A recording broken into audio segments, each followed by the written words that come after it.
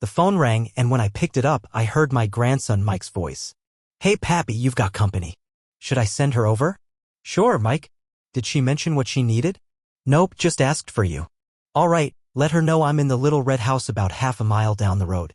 Mike is my grandson, and his father is my son Billy.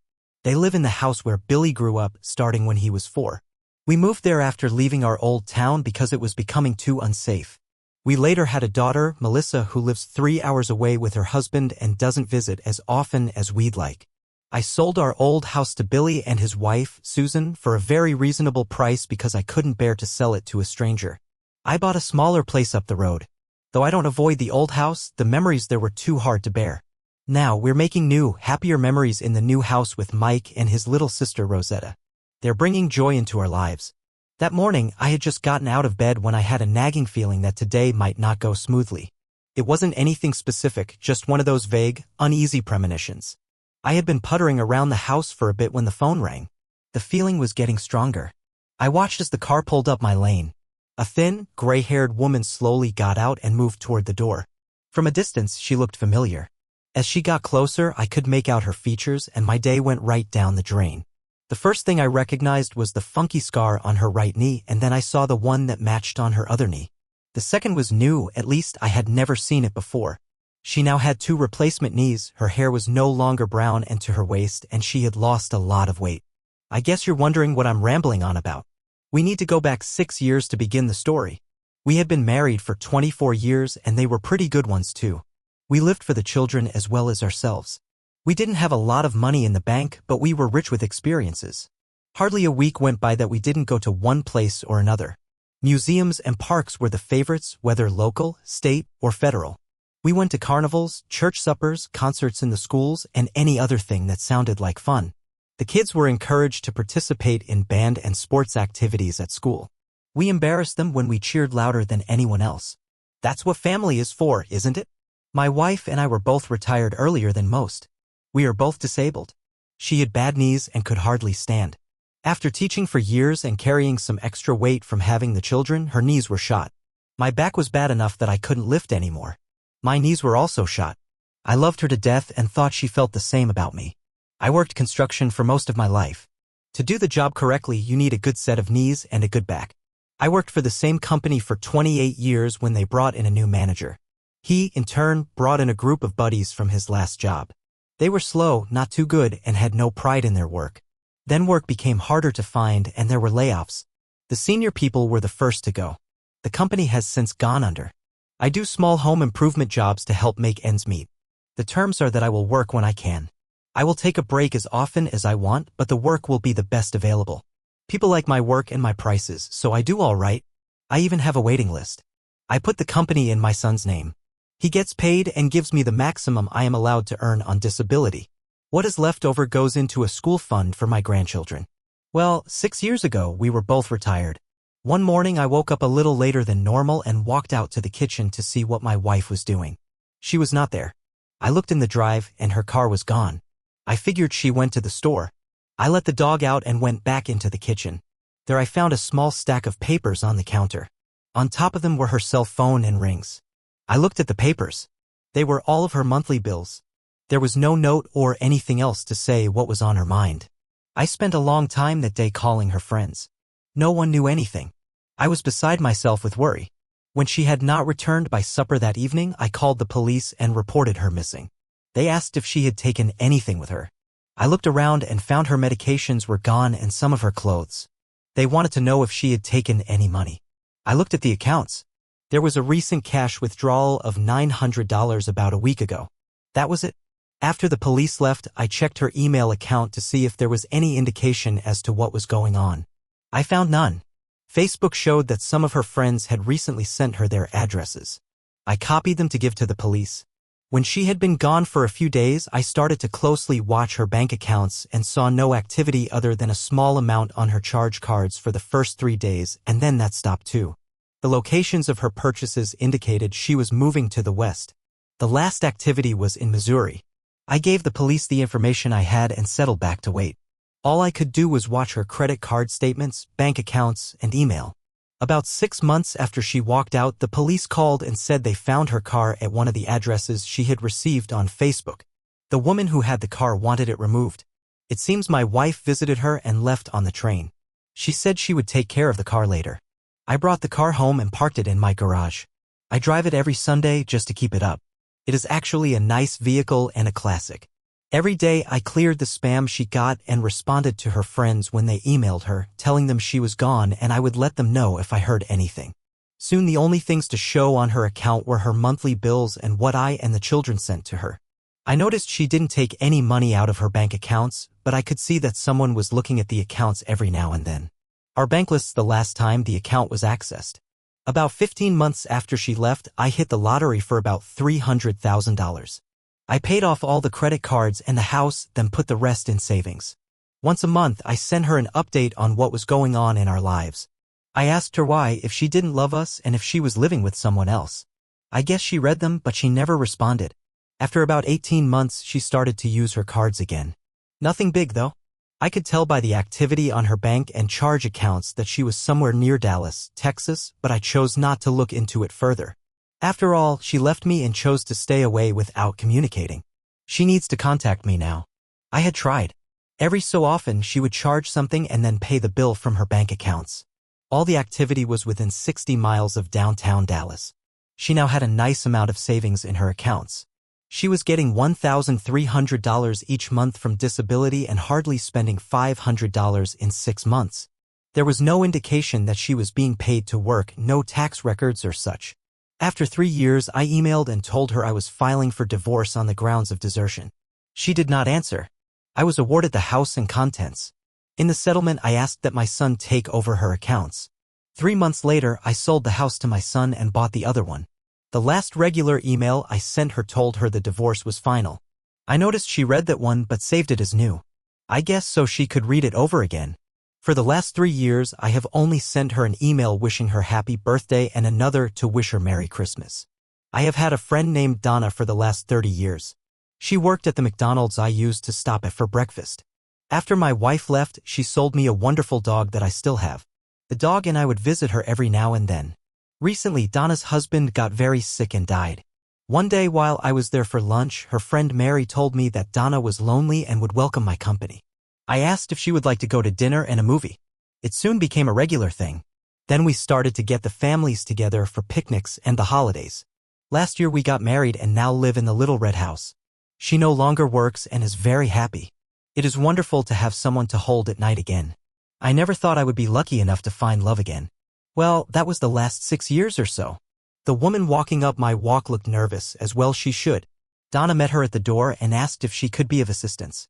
The woman said she needed to speak with me. They came into the living room and sat on opposite ends of the sofa. I introduced my wives to each other. The ex-Anna asked if we could speak alone. I felt the need to tell her that Donna and I are very much in love. Anna nodded and I saw a small tear form in the corner of one eye. With that, Donna went to fix supper. She was out of sight but could hear every word. Anna told me she still loved me and missed me. She realizes now that what she did was stupid, her words, not mine. Tears were slowly running down her face. She had been working as a companion for an older woman since shortly after she left. She was paid a small amount in cash by the family. She bought her necessities and put the rest in a shoebox in her closet. The woman recently died. She was given the woman's car and told she could continue to live there for 60 days. She left the next day. She felt a sudden need to return here. I told her that she had 6 years to contact the children or me and didn't choose to do so. The children were, rightfully, angry for being deserted and my love for her had withered and died for lack of attention. She cried for a bit and then told me she was having problems when she left and didn't think about what she was doing. She wanted to contact us but just never did. She couldn't explain other than to say she was embarrassed and the longer she delayed, the easier it became to delay even longer. Donna came into the room and said, "The food is ready. Would you like to eat with us?" Donna and Anna talked during supper. Then, to my surprise, Donna invited her to stay for a while until she decided what she wanted to do. Anna wanted to be a part of our lives again, but she was afraid and not sure if she would be welcome. We talked about the treatment she was receiving for her problem. She had been fine for over 4 years now. The woman she was caring for recognized her behaviors as something she went through years ago. She took Anna to her doctor and he set up a program for her recovery. Anna kept telling me she was sorry for what she had done. Finally, I got to the point where I needed to get away from her before I yelled. I went to bed and left them talking. The next morning, she started with the apologizing again. I walked out the door and went into town for a while. When I returned 3 hours later, Anna and Donna were sitting at the kitchen table talking. They had met less than 24 hours ago and were like best friends now. Sometimes I just don't understand women. As we ate lunch, Donna told me Anna understands why you left earlier and won't apologize to you anymore. Also, Billy and his family will be coming over for supper tonight. Do they know that Anna is here? Not yet. Anna will be in her room when they get here. I will explain what they need to know, and then when everyone is ready, she can come out. That evening we all sat down to dinner. There were 7 places at the table. Before we brought out the food, Donna said there was something important we all needed to discuss. There is an extra chair at the table for a special guest this evening. This guest did something years ago that she should not have done and is extremely sorry for it. She asks for your forgiveness and wishes to return to your lives. I am not going to give you the details or tell you what to do. I am going to ask that you, please, listen to what she has to say and welcome this guest as you have welcomed me into your family. Mike looked up and almost shouted, I bet it is that lady who was looking for Pappy. I saw her car out by the barn. Billy asked, who is this guest? I could see the anger in his face. Just then, Anna walked into the room behind him. The room got quiet. Billy turned around. He tried to get up, but his wife refused to let go of his hand. He just turned back and stared at his place at the table.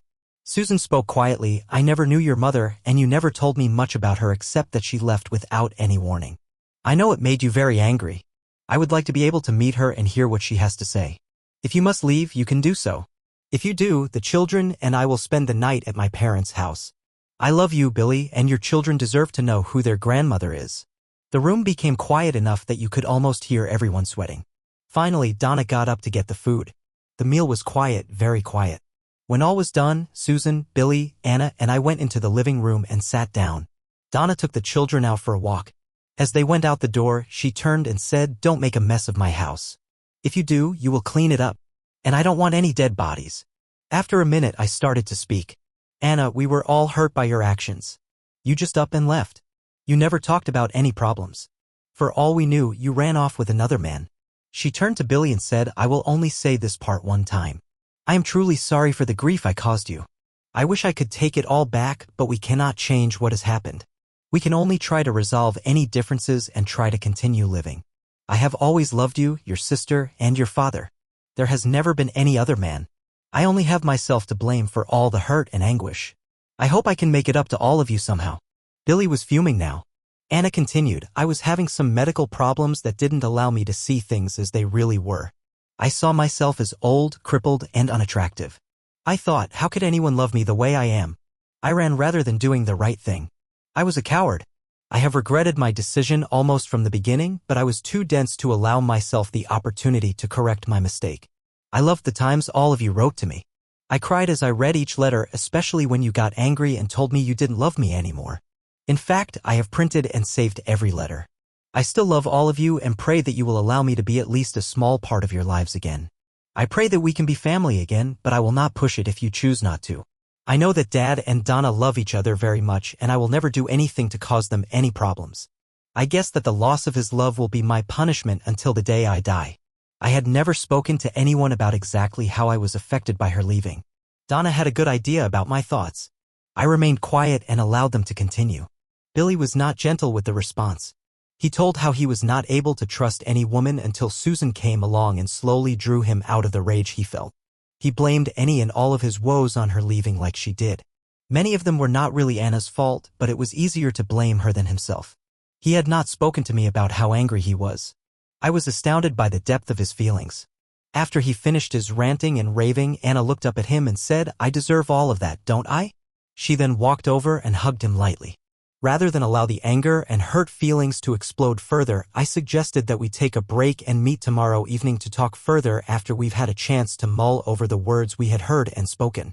We broke up, Billy and Susan went home, and Anna went to her room. Before Donna came home, I called Melissa. She was out at a meeting. I told her husband to let her know that Anna had returned. We talked for a bit about it. He asked how I felt about it. I told him I was still not sure. Donna came back into the house about 30 minutes later. She asked how it went. All I told her was it was really rough. We went out to the swing to watch the moon rise. As we headed for bed, we passed Anna's room and heard her sobbing quietly. The next morning at breakfast, Anna said, "I'm not sure that I have done the right thing by returning here." Donna looked her straight in the face and told her, "Well, the worst is over. If you leave now, you will never be able to return no matter how badly you want. The family is in an uproar because of you. You owe the family the opportunity to come to grips with this issue. I repeat, if you run again, you will just make it even worse. If you do that to my family, I will never forgive you." Wow, I thought. Donna, can we pack a picnic lunch? I would like it if all of us go to the park and talk about this further. We need to be in a neutral place. I have had time to think about things for a bit and have made a few decisions I feel might be worthwhile. Donna headed to the kitchen to make sandwiches and pack the lunch. Anna asked if she could please assist. Donna thought it would be a good idea. As they worked, they talked. Donna bounced a few ideas around to see if they might work. When we were ready to go, I brought out the car Anna left in 6 years ago. She cried when she saw it. At the park, we sat overlooking the lake and talked about our feelings, wants, and needs. We took turns talking in different pairs and as a trio. While we were talking as a pair, Donna said that she thought we might be able to allow Anna to move a mobile home onto the back of our property so that she could be near. That way, she wouldn't be under the same roof as us.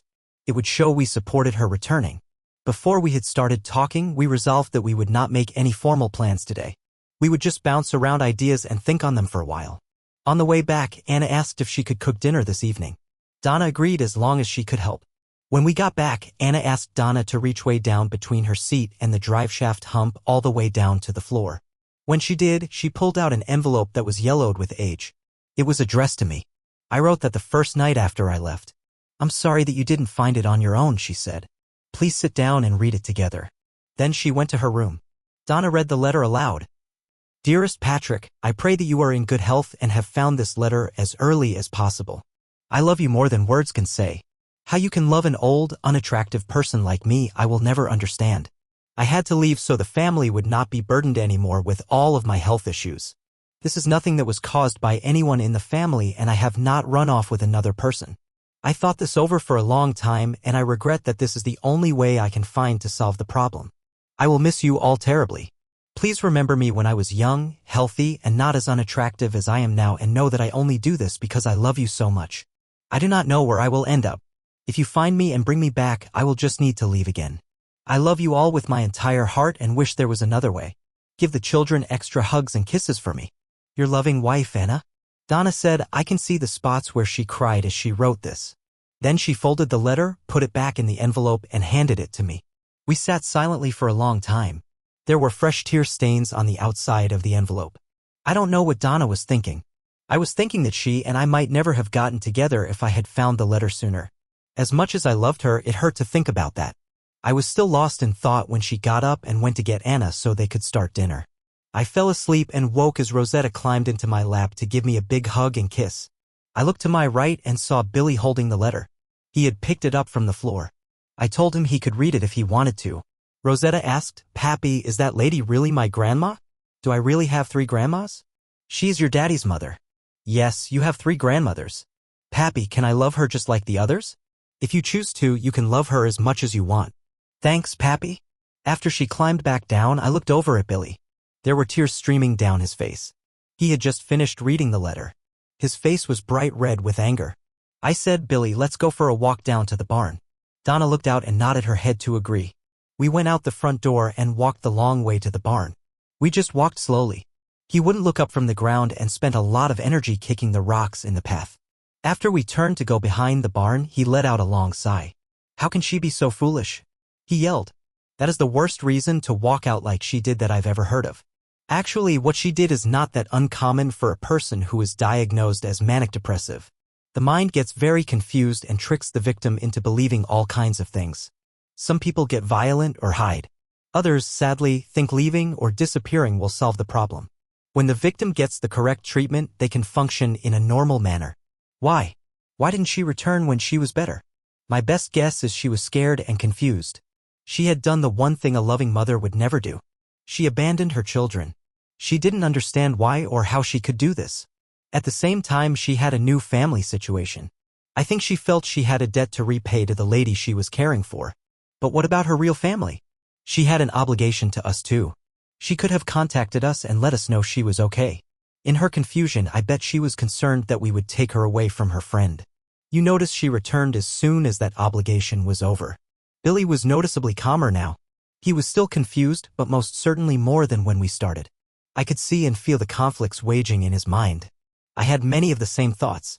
We walked in circles and talked until Mike and Rosetta came running around the barn, yelling that supper was ready. On the way back, they both held Billy's hands. Finally, about 20 feet from the house, Rosetta stopped and looked up at her father. "Can we love our new grandma?" she squeaked. "Yes, Daddy, can we?" Mike asked. Billy just lightly squeezed their hands and said, "We'll see." The children knew that if he said that, the answer would most likely be yes. Later on, they both squealed and said, "Thank you, Daddy." Then they ran for the door. Billy stood there for a minute and then reached out for me and we hugged each other. "Thanks for talking," he said. "This is really confusing." I agree. We headed for the door and went into supper. Most of the talk at the table was between the children and their two grandmas. It was light and breezy. There were many questions about where Grandma Anna had been and what she was doing. She answered them honestly but simply. She didn't mention her leaving or illness. When the children asked a question she wasn't ready to answer, Grandma Donna would start talking. When supper was over and the dishes were done, Donna took the children for a walk. Back home, the four of us sat down to talk like we did the night before. The conversation was a lot lighter and much more productive. Billy told his mother that after reading the letter and talking with me, he understood how she was thinking, just not why she thought that way. Anna looked at me and said, "That letter was for you. How could you share it? You didn't tell me not to share it with him. Besides that, I would have shared it if you hadn't returned. You abandoned him too." It helped him understand more than any words I could come up with. "I'll share it with Melissa too if I think it will help her." The phone rang. Susan said she would get it. From her end of the conversation, I understood that it was Melissa on the other end. Susan told her we were all talking and if I came to the phone, it might slow the progress we were making. She found the letter on the desk, walked over to the door where only I could see and held it up, pointed at the phone, and shrugged. I discreetly nodded and continued with the conversation. Susan read it over the phone to Melissa. They talked on the phone for a while. Finally, Susan came back into the room. Anna looked up at her, but we continued talking. There was a lull in the conversation. Susan said that was Melissa. She will be here on Friday evening. She and her family will stay at our place and she wants to talk with you on Saturday morning. She was very upset until I read her the letter you wrote. I checked with Pappy before I read it to her. I may have overstepped my boundaries, but I sent her a copy by email. She cried when she saw it for herself. The meeting was essentially over. We had agreed we would not make any decisions tonight. Let's see what happens with your mother and Melissa on Saturday and we will hold another meeting on Sunday to make some decisions, I said. While we were talking, it had started to rain outside. I told Billy to take my car and let Donna drive it back home. When Donna arrived, she looked hopefully at me. It was a lot better tonight. Billy understands much better after reading the letter and going for a walk. I am not sure where his mind is going to go with this. I hope he can forgive her. She was a wonderful mother to them. I would hate to see it all fall apart. The rain had stopped and the clouds were starting to lift. We opened the curtains and turned out the inside lights. As we were watching and cuddling, Anna walked quietly into the room. "I'm sorry to bother you. Thank you for today. Good night." Before we could answer, she was gone again. Later, as we went to bed, we heard her lightly snoring when we passed her room. The next morning was bright, sunny, and cool. The rain had dried and everything looked clean and new. I love to go for walks on mornings like this. As I walked down the road, I thought I saw movement in the front curtains at Billy and Susan's house. I looked again and saw nothing. At the store, where I stopped for a drink, my cell phone rang. It was Melissa. She asked if I was doing all right and about 100 other questions. I answered them the best I could and queried her on the same subjects. She was glad her mother was back and in good health. She would see me for a few minutes on Friday, but she wanted to talk with Billy the most before she met her mother. I told her to have someone call when she was ready and I would come over. We said our goodbyes as I neared the little red house. I went into breakfast. Since Anna had returned, I had not gone to do any work. My list was getting longer and people were getting anxious about their projects. I had Donna call and tell them I was starting on my list again and would be with them as soon as time allowed. The first job was to replace the windows and frames on an old farmhouse. I had 2 more to do by the time the weekend arrived. I promised to finish on Monday or call if I was not going to make it. They were happy. I had a call as I neared the old house, so I swung in. Melissa and I talked but didn't do so much walking as I was tired from working. She was satisfied with my answers and thanked me with a big hug and a kiss on the cheek. I went home to supper and a nap. Sunday dawned bright, clear, and cool. The wives fixed breakfast. Afterward, they started to prepare a cookout for lunch. Everyone enjoyed the burgers, hot dogs, fried chicken, numerous veggies, and salads. There would be homemade ice cream for dessert later on. Everyone had a pleasant time. I noticed our children sat together off to the side where they could watch the goings-on. After the meal, Donna took the grandchildren out for another walk. We all sat in the living room. Anna started out apologizing to Melissa for her sudden disappearance. It was pretty much the same as the other times.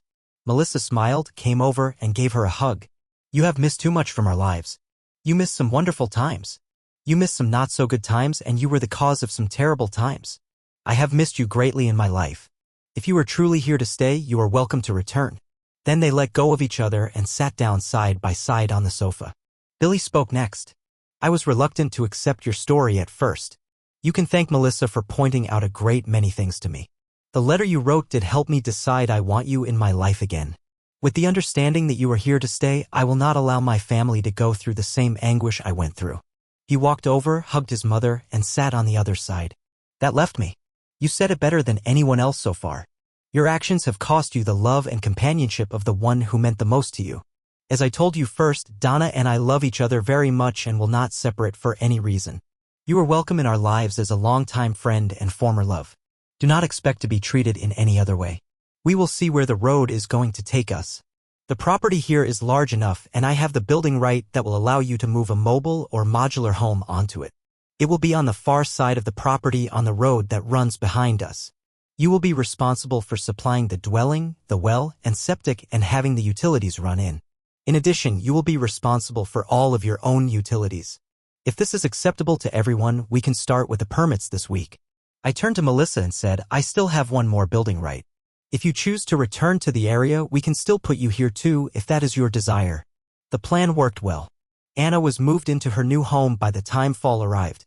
1 year later, Melissa and her husband, daughter, and newborn son built a small home on the back of our property. Moving on about 10 years, everyone has settled down into a peaceful, loving existence. Donna and Anna are best friends. They do everything together. I have slowed down even more with my work, although there is more than I can handle at any time. We now have 6 grandchildren and each of them is loved. We just got back from our yearly checkups. Donna has not been herself lately. She gets tired easily and sleeps later in the morning. They ran all kinds of tests. The results will be in next week. We sat out in the swing on the back porch to watch the sun go down tonight. As we watched, we cuddled and talked. She said, Pat, I love you with all my heart. I know you love me too. I can feel that something is not right. Please do not be upset when we go to the doctor next week. I have not felt right for some time now, but I didn't want to worry you. We have had some wonderful years together. If they are to end soon, then that is the way it is to be. Always remember the good times we have had. I hugged her and said, you always were the worrier in the group. The doctors will fix whatever is wrong and we will go on. When we left the doctors the next week, she was quiet. We drove home and she went in to fix supper. After supper, we sat out on the swing again. So, what did the doctor say today? You have been really quiet all evening. She crawled into my lap and sighed. As we sat there, she began. Years ago, before we were married, I had a cancer scare. The doctors operated and removed it. I have been cancer-free for the last 25 years. It has returned. We will go and see what can be done for you. This time, it is spreading throughout my body already. They said there is no way to stop it now. I might have as little as 6 months to live. Through my tears, I asked, how do you want to handle this? We need to tell everyone about it. There should be no surprises for anyone. I want to live what I have left of my life in dignity and as much comfort as I can. I will not be medicated to the point that I am a vegetable. As long as we are able, I want to see and do new things. I want my family to be near me and know how much they are loved. And as much as I love you, I need to be buried next to my first husband, Frank, in the family graveyard at the old homestead where my brother lives. We have been the best of friends. I am lucky to have loved you all these years, but Frank and I were soulmates since we were in 3rd grade. Please understand. We sat for another half hour and then got ready to go to bed. As we kissed goodnight, I turned and whispered, I understand completely. While she was still able, we went to concerts and plays. We spent a lot of time visiting the parks we loved and not a day was wasted.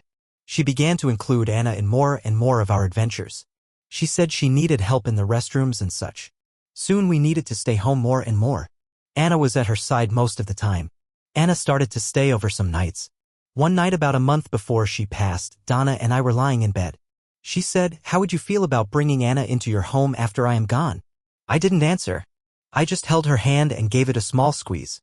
She went on, "When we were first married, you used to talk to her all the time in your sleep. Many times you sounded like you were madly in love.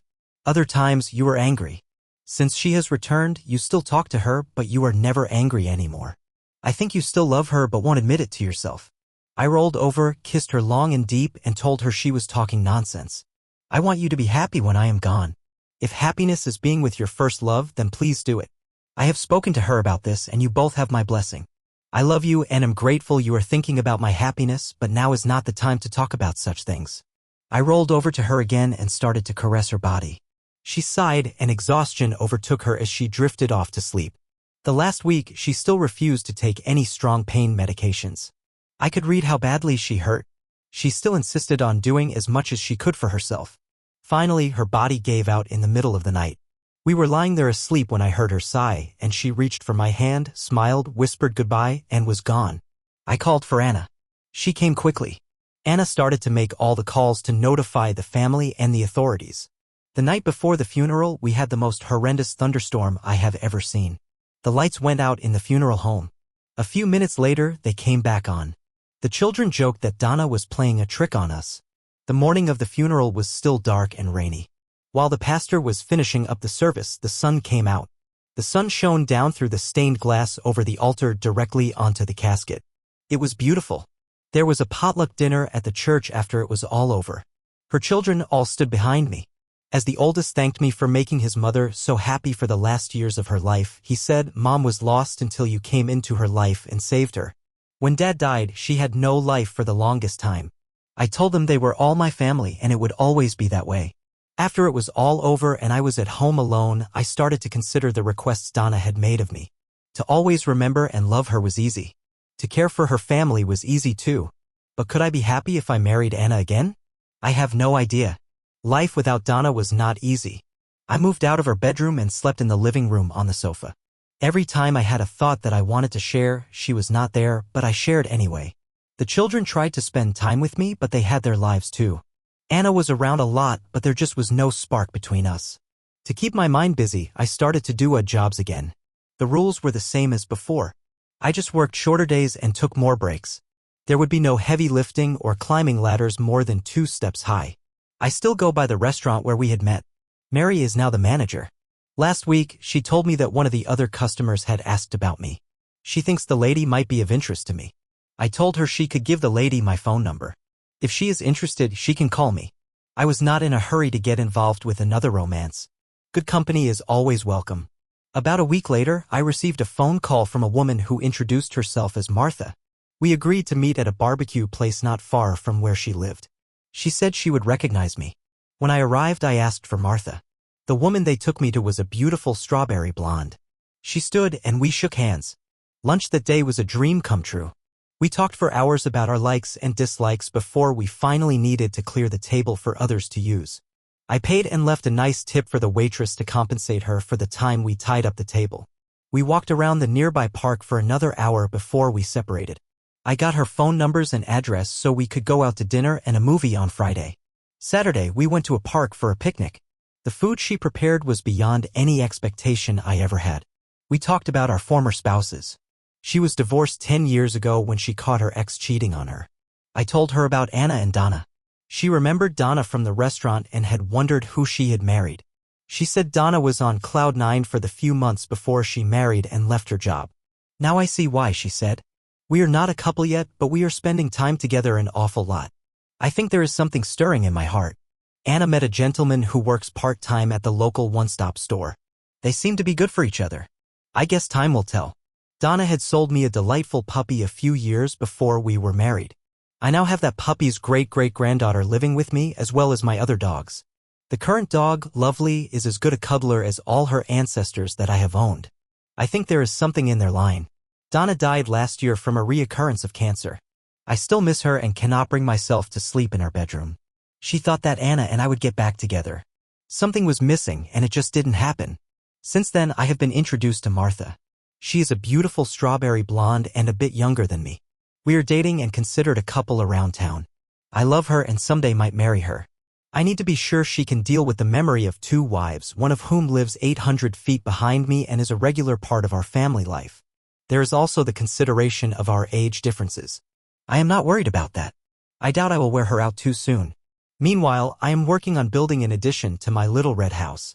Mike, my first grandson, has been working with me and is learning quickly how to do the job correctly. I told him, learn how to do the job well, then as you get more experience, you will become faster. Anyone can do a bad job fast. The key to getting jobs and making money is to do it once the correct way. Every time you need to correct something, it costs time and materials. The original dining room is too small for the size of my family now. There will also be a new bedroom with a large window overlooking the valley below and the sunsets that I love. The new addition will not interfere with the large back porch and the swing that Donna and I loved so well. Martha and I are continuing the tradition of spending a great deal of time in museums, parks, and other local attractions, as well as supporting the musical and sports programs at the local schools. Over the years, our family has rebuilt and maintained the grandstands and snack bar at no cost to the school. Mike and my son, Billy, now do most of the work. To honor the length of time of our family tradition, the school board has named them Pappy's Place. We were awarded lifetime passes to all the activities. They are framed along with the proclamation and both hang on the wall of my small office. We still pay for every seat we use and everything we consume from the concession stand too. We still cheer louder than anyone else, especially for the family and special friends. Remember, that is what family is for, to support and cheer for and embarrass the ones they love. We do it well. Martha has no real living family anymore. The only living relative she has is her mother's brother. He is old, senile, and very feeble now. I take her to visit each Sunday afternoon. She divorced her first husband before they had any children. My family has accepted her and she loves to spend time with us. She asked to take her turns doing childcare and is called on often. We were having a late warm spell in the fall and were walking around the lake holding hands after another family picnic. As Martha and I approached the waterfall at the end of the lake, we sat down and talked for a while as we always do. I held her hand and turned to look into her eyes. They shone and sparkled. I could see her love for me. She wouldn't give me a kiss on the cheek. I turned my head and we kissed on the lips for the first time. She blushed for just a moment and we did it again. This time was longer and we hugged too. When we broke apart, I held a ring in the palm of my hand. She gasped and held her hand over her mouth. I said, I love you with all my heart. I have a special place in it for you and would love it if you would consent to marry me. She held me tightly and whispered in my ear, yes. Tears ran freely from both of us. We sat for a bit and then slowly walked back to the family. After we sat down to dessert, my daughter Melissa looked at the ring on Martha's hand and screamed, when did it happen? Everyone else had a puzzled look for a moment and then Anna saw the ring on Martha's hand and screamed, when did it happen? Everyone else had a puzzled look for a moment and then Anna saw the ring too. She hugged Martha and told her she was a lucky woman. Don't let him get away like I did. We were married 3 weeks before Thanksgiving. When we returned from our honeymoon, we moved into the new bedroom together. It was the week before Christmas when Martha thought she had caught a case of the flu. I took her to the doctor. He ran some tests and told us it was nothing to worry about. She would be fine in almost no time. Martha asked, how long until I should be over it? I don't want to ruin the holidays. The doctor said you should be feeling much better by then, but you won't be over this for a very long time. He was facing me and smiling as he said it. Needless to say, Martha was confused. She saw us grinning at each other and said, what do you mean by that comment? I walked over and gave her one of my best hugs and a good kiss.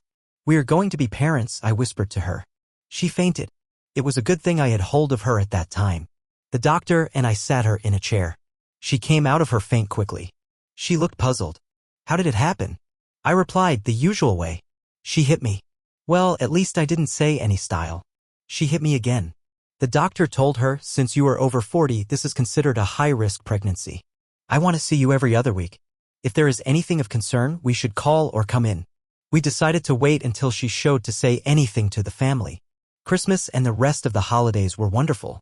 Our secret stayed safe until the end of June.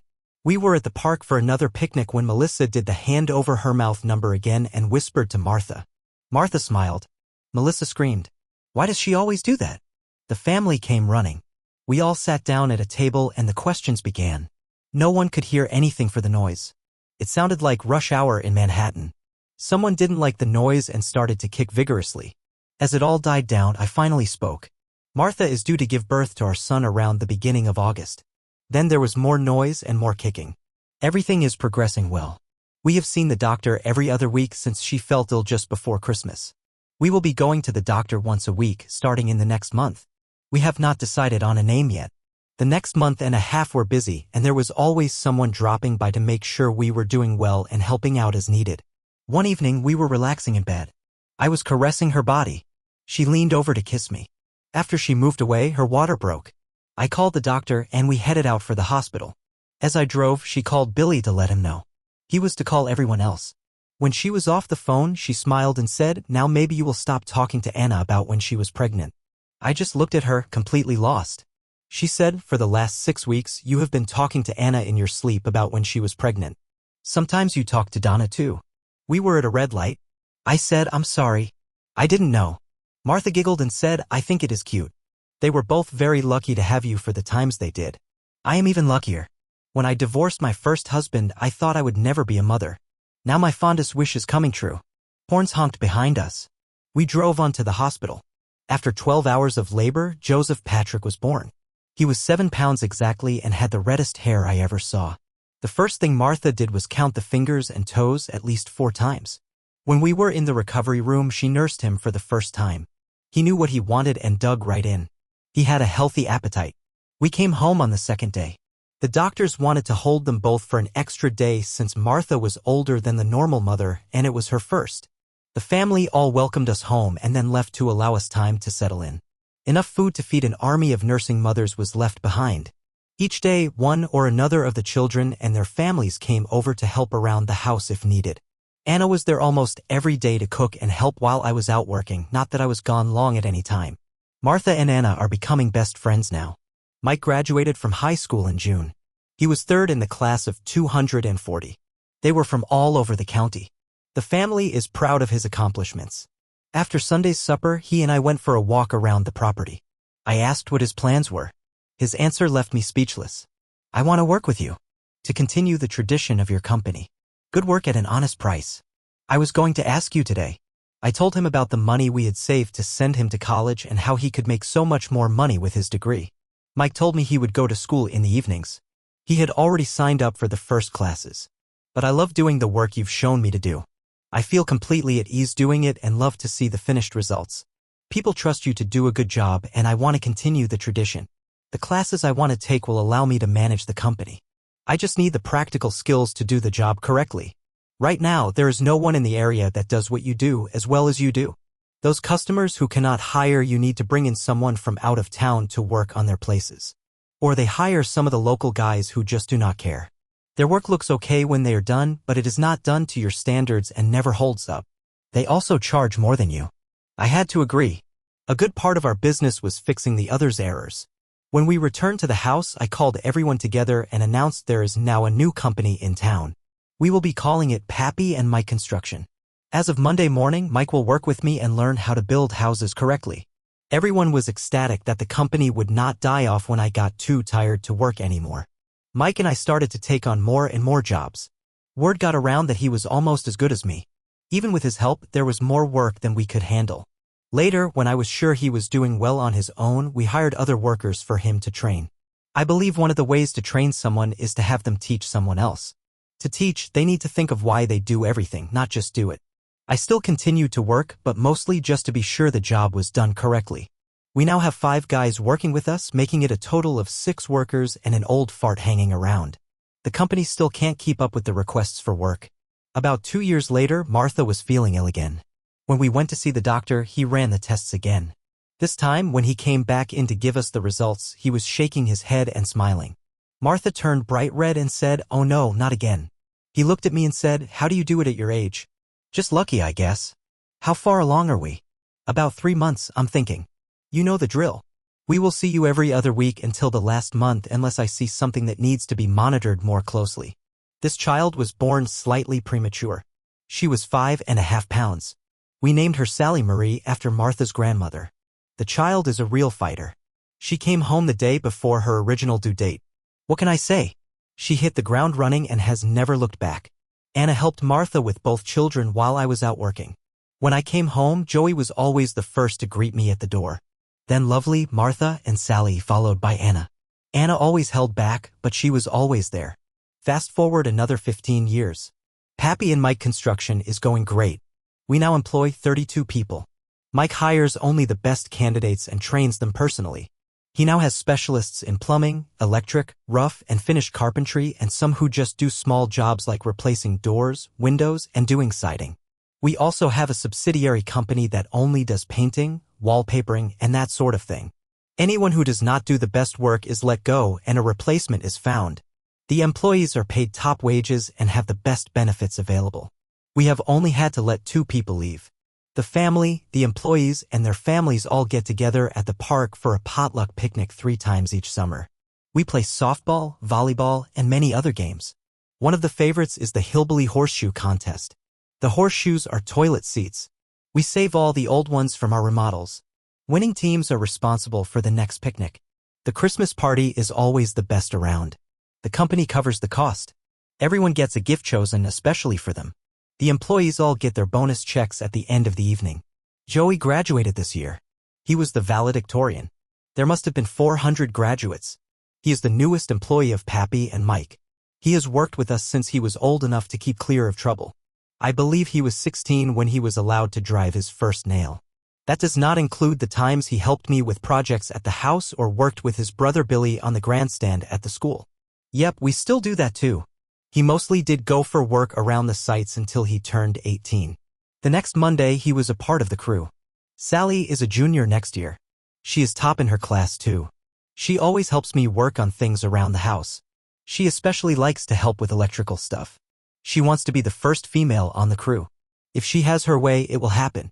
She took her turns as the gopher too. Martha and I spend a lot of time in the swing watching the sunsets over the valley. The bedroom Donna and I shared is now a guest room. I rarely go into it. It remains much the way we shared it. Joey and Sally always had the 2 smaller bedrooms. Anna still lives in the house behind us. She and Martha are best friends. When the family goes to events at the school, we make sure we take her. Out of the entire family, she cheers the loudest. I am retired completely now. Every now and then, I show up at the sites with Martha on my arm and boxes of donuts or pizza for the crew. We do not stay long. Last year, Mike had to deal with his first customer complaint. We went out to look at it together. It was not really a big deal, but the customer was right. The next day, Mike called a meeting of the crew that worked on that job. He told them the schedule was tight. They would need to fix it on Saturday. They would be paid overtime for their efforts. Late Friday evening, the customer called Mike to say he was satisfied. It turns out the entire company showed up to fix the issue and also did a lot of other projects around the house for our customer. He said the response was a little more than he expected. The crew dug his garden, planted and mulched a large flower bed for his wife, washed all the windows and painted all the trim on his house. The only thing he had complained about was a dimple on one wall in a new addition. Each of the men shook his hand and apologized for the error when they were done. The costs were contributed by the crew. The next day, when the entire crew showed up for work, they were told to call their families and tell them to come to the park that afternoon for a picnic. No potluck, all company paid. Most of the wives brought dessert just because. Just after New Year's, Anna had a stroke. It was not really bad, but she could not stay by herself until the doctors cleared her. Martha insisted that Anna move into the guest room. Anna insisted she should not do that. Martha won the little squabble. I think Anna wanted her to. Anna is doing much better, but she walks with a slight limp. Before she moved in, Mike sent a crew to build ramps on the little red house so there was no problem getting her in. They also put grab bars in many places and a new, larger, handicap-equipped shower in her bathroom. The crew worked almost 14 hours, but they swore they only worked for 8. The entire company and their families came around and supplied a picnic dinner the day she returned home. Anna, Martha, and I were talking the other evening. We are very pleased with how our families turned out, including Donna's brood. They are always included at each family activity. In fact, Mike has hired 5 of her grandsons. 2 of them are crew leaders and the others will most likely get there too when they get the seniority. Martha is now 65. Anna and I are in our 80s and know that we are lucky to have had the lives we did. Anna never found another fellow and every now and then tells me how sorry she is for leaving me as she did. I jokingly tell her in a stern voice, "Will you stop that?" Then everyone giggles. Sally graduates from high school next month. She will be valedictorian. The next Monday, she starts on the electrical crew as an apprentice. She couldn't be happier. We now have 5 great-grandchildren. The youngest is in kindergarten. We expect another group in the next few years when Joey and Sally start their families. Joey married his high school sweetheart last year, and Anna sold them her home for a song. They don't have any children yet. They do have Lovely's granddaughter. She is called Sunshine. She is a great cuddler too. Anna now lives with us permanently. She has her own swing on the back porch now, and she frequently joins Martha and me as we watch the sunsets.